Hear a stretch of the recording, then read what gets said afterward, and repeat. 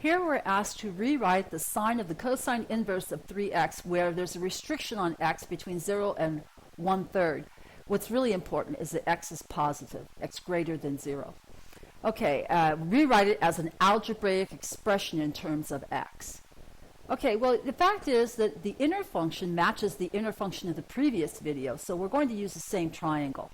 Same right triangle as the previous video, even in the same quadrant, quadrant 1, since the x values are positive, and our choices in that previous video were either 1 or 2, and we chose 1.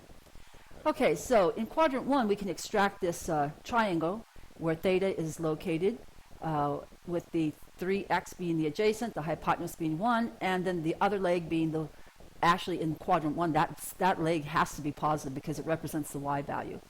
And that value is the square root, by Pythagoras, the square root of 1 minus 9x squared. Okay, so that came from the previous video. So now the sine of the cosine inverse of 3x is equal to, well, what did we call theta? Theta is defined to be the cosine inverse of 3x. So they're asking us for the sine of the theta in the picture. Okay, sine theta. All right, fine. We know that theta is defined to be, the sine is defined to be opposite over hypotenuse. So this is equal to, looking at the picture, the triangle, the opposite, square root of 1 minus 9x squared over the hypotenuse 1. So it's the square root of 1 minus 9x squared, where we reiterate the fact that x is between 0 and 1/3, just because that was given to us. Now, if it's not given to you, you'll have to use identities.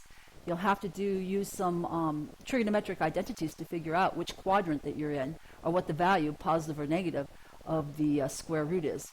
So if it's given, that's great. It's an easy job then. But if it's not given, you have to resort to the method of the textbook.